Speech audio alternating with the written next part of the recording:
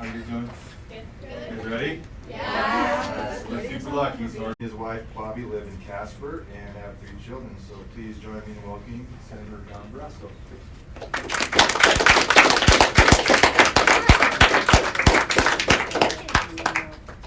Well, thank you. Am I going to be interviewed? Is there like somebody going to sit there and grill me? Yeah, I'm going to grill you. All right, good. Well, thanks for letting me be here. I appreciate it. I was here a number of years ago. I remember coming up here and talking to students. And just want to let you know the beauty of Wyoming is you guys can do anything you want to do, be anything you want to be. Because in Wyoming, we have opportunities that most people don't have in most states. We have a thing called the Hathaway Scholarship, so that every one of you can go to college, study what you want, be what you want. No other country has anything like that, and no other state has anything like that.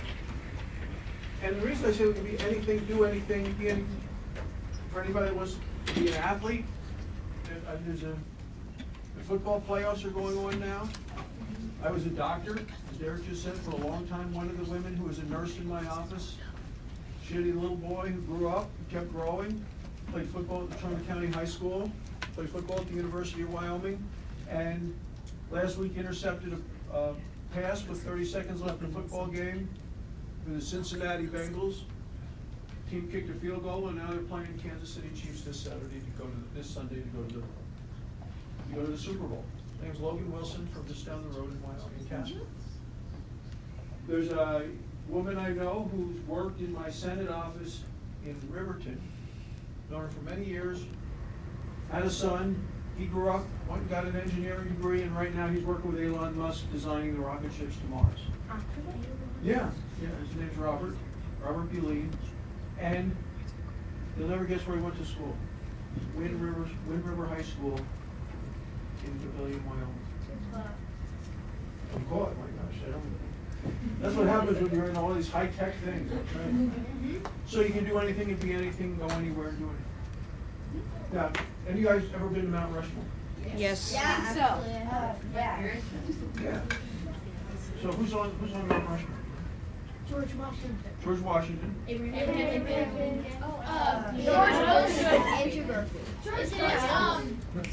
George Washington. Roosevelt. Roosevelt. What do those guys? What do the 4 of them have in common? They're all successful. Successful? Yep. Presidents of the President. United States. Which one loved to come right here to Wyoming? Oh, Roosevelt. Theodore Roosevelt. He loved Wyoming so much they called him the cowboy president. Because he, ride and shoot and the whole deal. He had a group of fighters in the war called the Rough Riders, the #1 state for volunteers. He came here to speak at the university in 1903. You know what he said?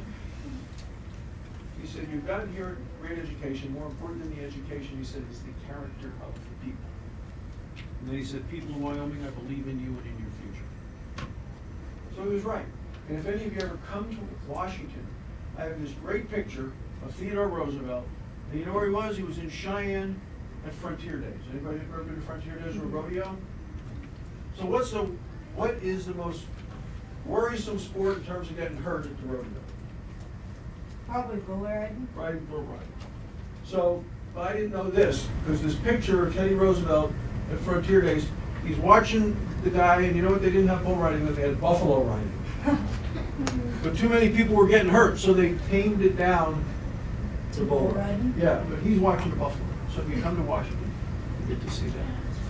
I have another picture of another president who came to Wyoming, John Kennedy. You ever heard of John Kennedy? John F. Kennedy? John F. Kennedy, John Fitzgerald Kennedy. He came to Wyoming and he said, the future belongs to those who seize it. Right? You get action. It's like Teddy Roosevelt, who said, I believe in you and in your future. And then Ronald Reagan, you ever hear him? He was a president too. Oh, yeah. He was 80. 80 years old or in the 80s? No, he was president in the 80s. Yeah, he got elected in Yeah. 1980, beat Jimmy Carter, and then it's from 80 to 88. That's exactly right. So he came to Wyoming, you know what he said? What he loved about Wyoming and the Rocky Mountain West, he said his people here still believe the future is ours to shape.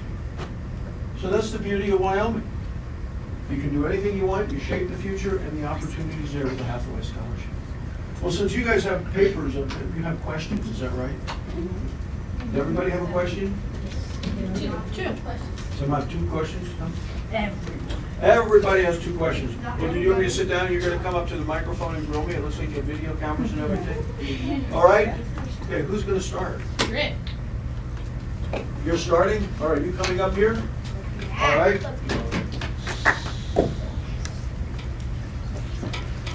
So, when you were an orthopedic surgeon, how did it come to be a senator?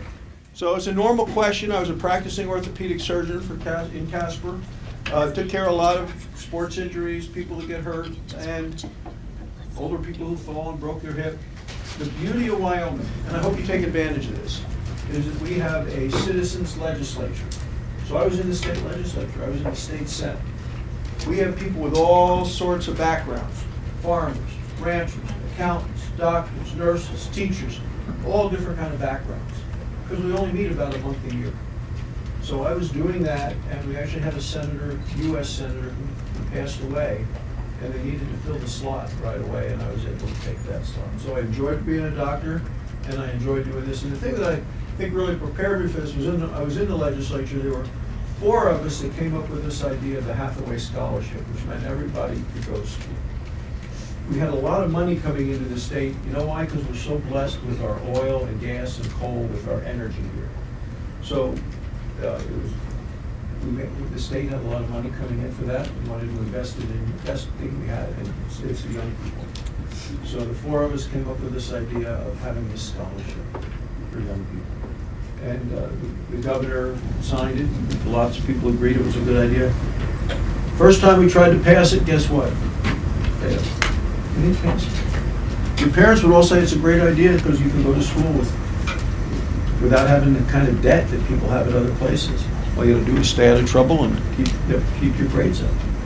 So it was a good program, and then when the Senate seat opened, I was able to do that, and I've been doing it ever since. But I like being a doctor, and I like doing this too. What is some advice that you would give someone to be successful in life?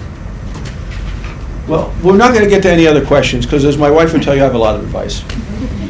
A couple things. One is, if you show me your friends, I'll show you your future.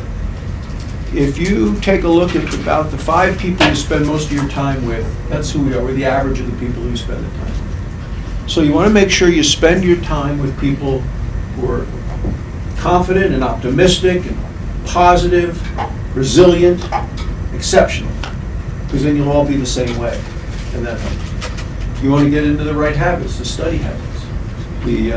There's an old saying, an apple a day keeps a doctor away. You've heard the saying? Anybody heard that saying? Okay. Yes. You can't wait till New Year's Eve and try to eat 365 apples and say, hey, good year, I had all my apples. You got to do it every day. My mom used to say to me from the time I was a youngster, she said, you should remember that this is the most important year of your life, because the examples that you set for others, the life you live, the decisions you make, how you study, who you associate with, that has a huge impact on next year, and the year after that, and the year after that. So for everybody here, this year right now is the most important year of your life. Good, thank you.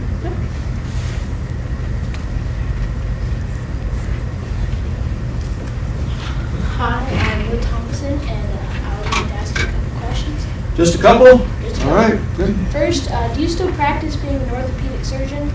I don't operate anymore. I don't actually pick up a knife and cut into people, which I, did a lot. But there are people that ask me advice regularly. A lot of the senators, they have, whether they have arthritis in the hip and they're going to need an artificial hip, or if they hurt their shoulder and have a torn rotator cuff. So yeah, I actually have in my desk in the Senate in Washington, on the Senate floor, I have some of the same old pamphlets that I used in practice, so that if somebody says my knee hurts, I can take out the pictures and the drawings and show them. And one other question, what is your platform? My platform? Well, I'm conservative. And if you say, what's the job of a Wyoming senator? It's to protect and promote Wyoming. Our jobs, our economy, our environment, our people, our places, our resources, our values, and everybody around the country doesn't share those. But those are the things I fight for. Makes sense. Yeah, good. Thanks. You. Hi. Hi. What brought you to Wyoming? I came to practice medicine. My wife's from Thermopolis. Anybody ever been to Thermopolis to soak in the hot springs? Her dad was postmaster there. He was in World War II and in Korea. Was awarded the Purple Heart for injuries in the Korean War. My dad was in World War II, the Battle of the Bulge, and they were both great American. They're gone now. But I came here to practice medicine in the early '80s and liked it very, very much. Why did you choose to stop being an orthopedic surgeon? You know, I wasn't ready to do that because I was in the state senate, which was a part-time thing where people, go for a month a year and then you go back. But we had a senator, Craig Thomas was his name, and he got sick and he died while he was a senator. And immediately you need to fill that spot. Just like right now, the superintendent of public instruction has just moved to another state, so we're in the middle of finding a replacement for her. And about 31 different people put their name in the hat to try to become the senator, because we were going to decide in a week and a half. And we had debates and had to sit and answer questions like this in front of a group of people. And then the governor got to make a final decision, and I was fortunate to be chosen. Thank you.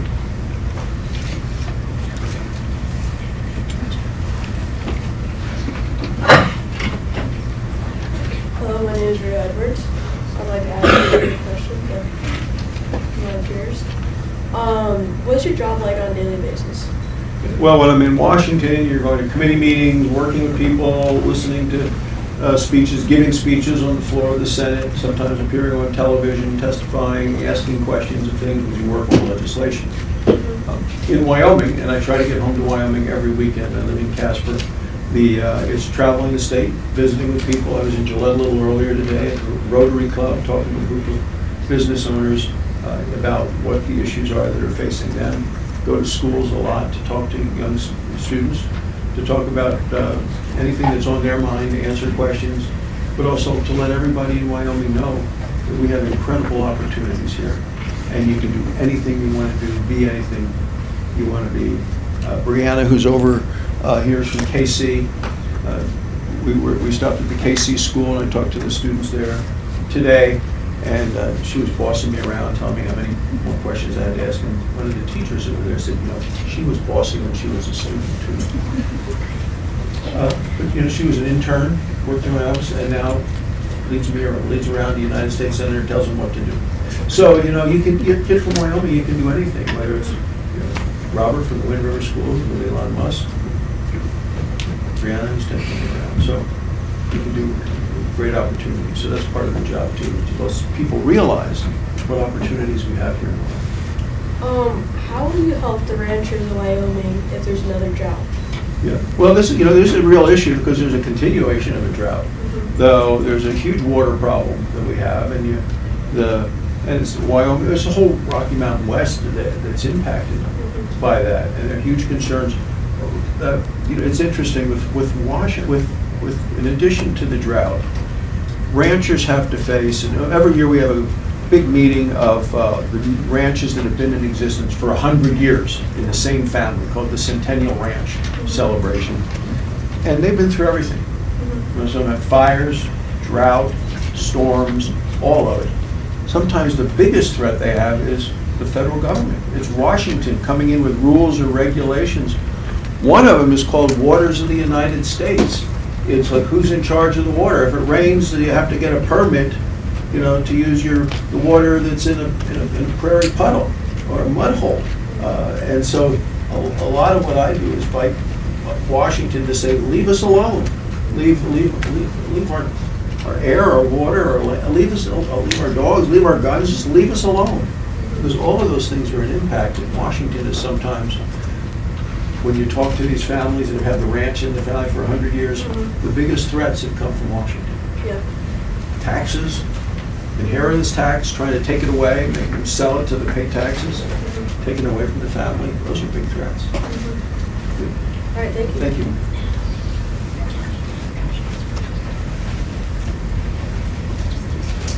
I'm gonna repeat that and I was hoping to ask you 3 questions. Go right ahead. My first one is, what have you done or what can you do to help the ranchers and the beef prices go down? Yeah, well, we want beef prices from the cattle producers to make more money of the cost of what we're having. Prices are up for a lot of reasons. Part of it is energy costs are up. You guys don't drive yet, but the teachers that drive and people that drive great distance, you're paying $1 or more per gallon of gas than they were when Joe Biden became president. And that's because of kind of the war he's declared on energy. Well, if you have trucks that are shipping beef, or you need fertilizer, which is hard to get, and all of the different things to feed, and if you're trying to feed with corn or whatever you're doing along those lines, all of those prices are up. So prices are up in the grocery store, but it doesn't mean that the producers are getting or advantaging that. You know, there's worries about the packers. Are they colluding? Are they agreeing and saying, well, we're only going to pay the ranchers so much, and then are they making the profit? There's a whole bunch of steps along the way, and we're looking into the packer issue, how concentrated they are, and their lawsuits there that they're part of. We need to make sure that we continue to have ranchers who put food on the table. Thank you. And my second question is, has being the senator ever interfered with your personal life? Well, it's always an interesting question, has being a senator interfered with your personal life? You know, I have 3 children and a wife, and there are things sometimes where, you know, you thought you were going to be home for Christmas, and you were going to be home early for Christmas, but you didn't get home until late Christmas Eve because they were voting and arguing on things in Washington. But I'm very fortunate that my wife and children, who are very outgrown and they work now, but I'm very fortunate that they are very understanding and think that the work that I do is important, and sometimes that does interfere with birthday parties or anniversaries. That's okay. Thank you.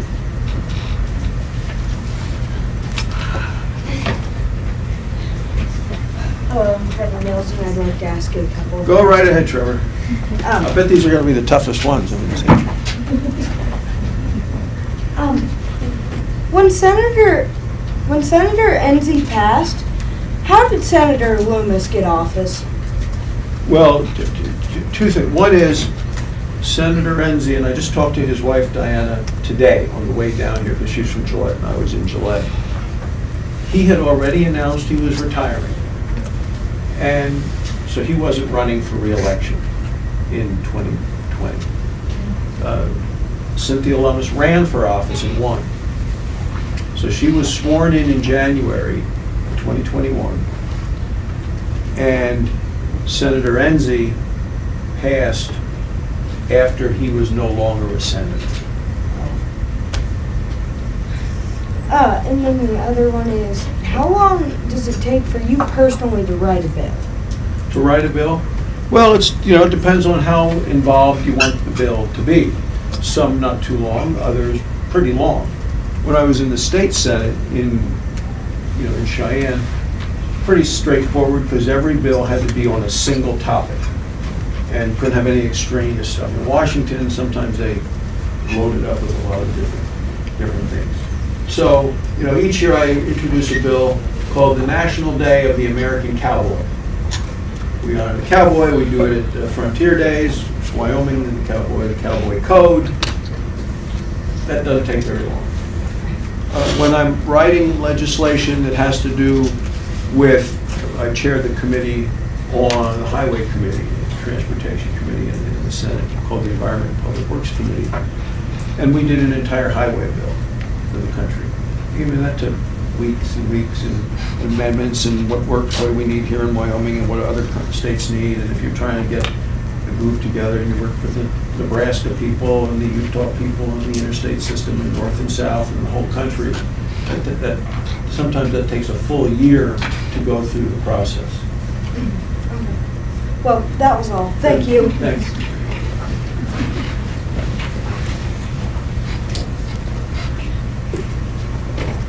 Hi, I'm Linda, and I have a few questions.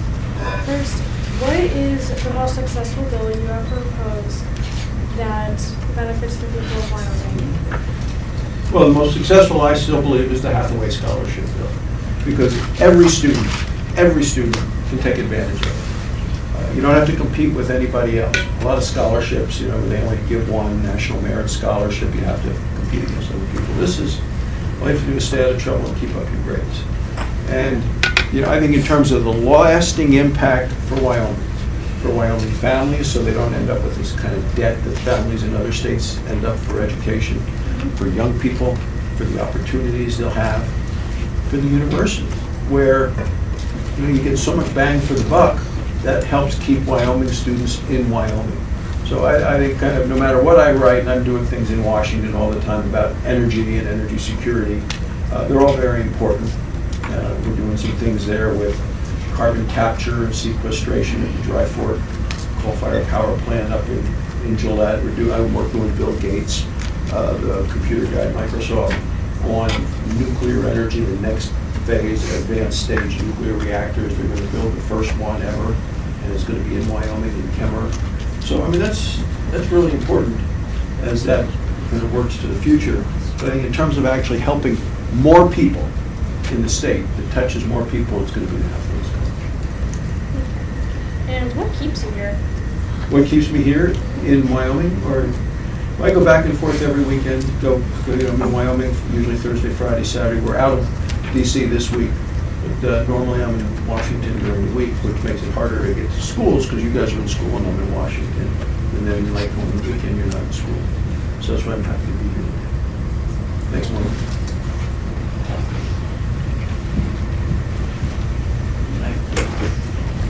I'm Molly Fire, and I'm here to ask you a couple questions. Go right ahead.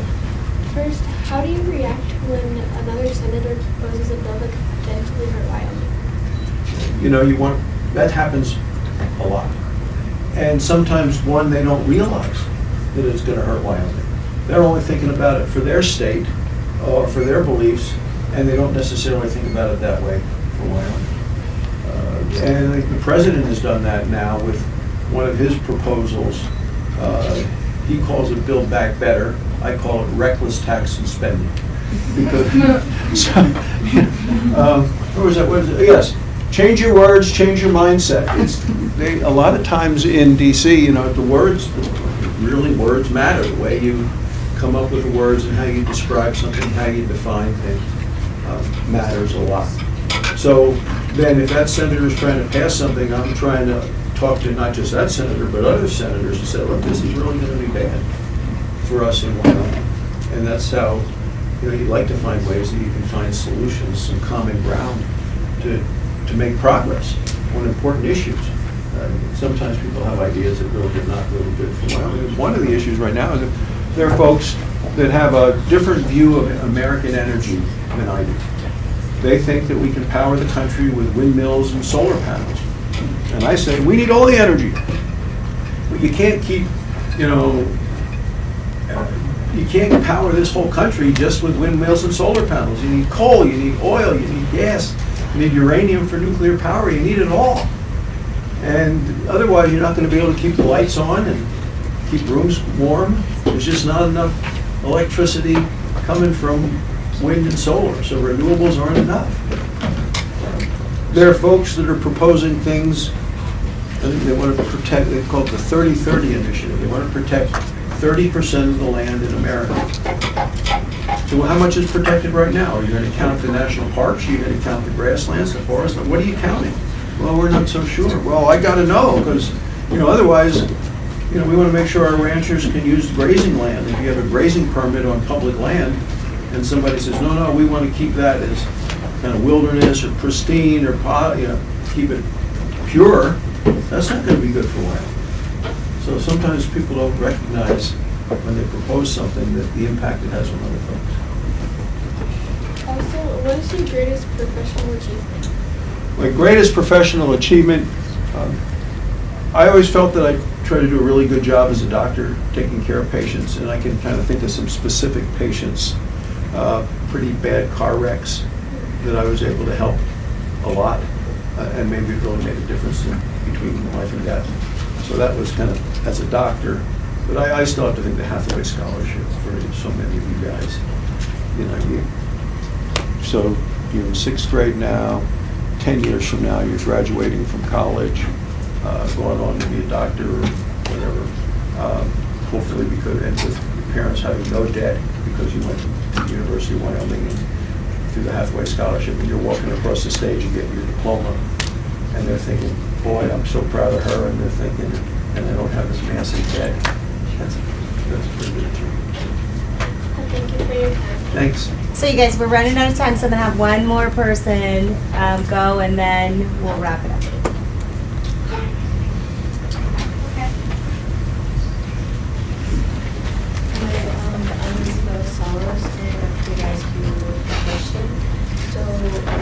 What do you think of immigration? I'm for legal immigration, and I'm against illegal immigration. My grandparents all came from Italy. They came through Ellis Island, came on a boat across the ocean. I still have the papers from my grandmom came. It was very interesting that the men came, and they worked, and then they sent money back, and then the women came later. So when I think about my dad's generation, he was born in the United States, but some of his brothers were born in Italy and sisters. And there was a 7-year gap between the old kids and the young kids, because that was the 7 years when the men came and then worked and then sent the money back to bring their wife and the other kids. So you see how their commitment to the United States and their family was such that and my dad was 1 of 9 and my mom was 1 of 9.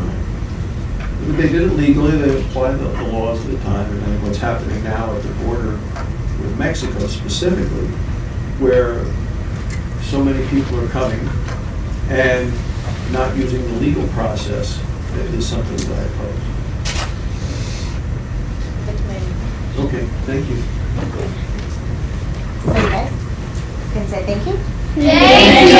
Is that it? It looks like more people have more questions. You want to just fire a couple at me, or I don't know what your schedule is. Did you have to go home now? Their school gets out at 3:45. It is now 3:30. We could probably take a couple more. A couple more? Okay.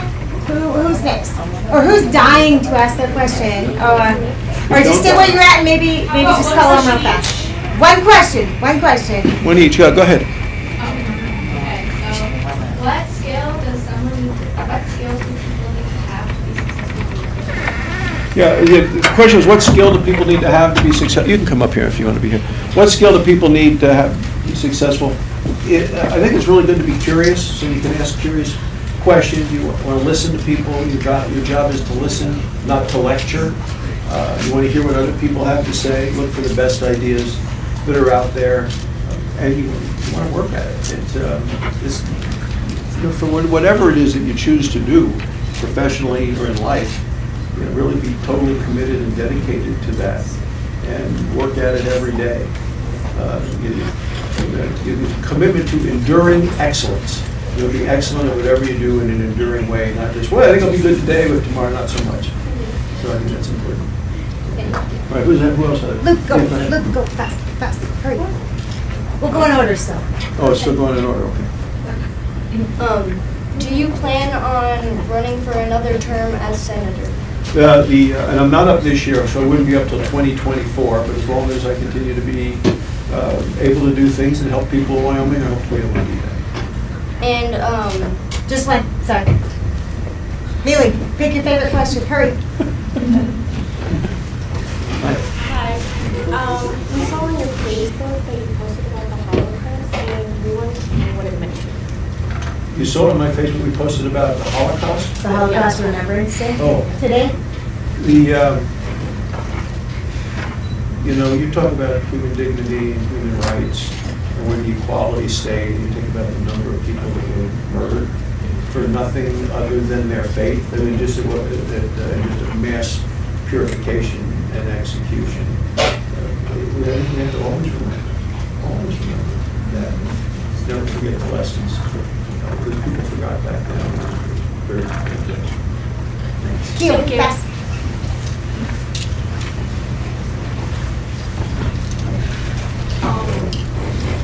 What are your goals and dreams for the future of Wyoming? Yeah, the goals and dreams of the future of Wyoming is that every student can get the education that they want. We have great teachers. We have great teachers here. We have like 3 board-certified teachers at this school, which is a special program for teachers to go to additional level. I was a board-certified orthopedic surgeon. It's a commitment to excellence. So you have teachers here who are committed to excellence as teachers, and they're providing you with that kind of an education. And you just want to continue to improve the opportunities for people around. I worry that with what I see happening in Washington right now, if they're able to do what they want to do and shut down coal and oil and gas, that's going to hurt our ability to give opportunities to young people, because so much of the money that comes in from the energy that goes to the state pays for our schools, our roads, our education system, our hospitals. So that's the part of it, is to continue to improve every day for people in terms of opportunities. Look, we're the equality state. To me, that means equal opportunity, and that is based on effort, not on existence. You know, I always think of the economy as a ladder to climb, not a line to wait in for somebody else to give you a hand out. We have a state here, I mean, this community, this was built by hard work, not by handouts, but by sacrifices, not by subsidies from the government. And I want to make sure we continue to have those values. Afternoon, staff and students. Please send someone for classroom messages. So Wyoming is big on wind generation. What are we doing as a state to keep the windmills that are no longer in operation from cluttering our land? That's a big issue, you know, because we need all the energy and wind power. Everybody, would you all agree we have world-class wind here in Wyoming? Yes! Way too much. Yeah. And the wind turbines, they're putting a lot of them in basically the dump in Wyoming, in Casper. They're buried, basically. They don't have, it's not made out of recyclable material. What's the life expectancy? About 25 years. And they're huge. So, you know, that's always, and it doesn't seem like they're going to not turn to compost, they're just going to be there for a long, long time.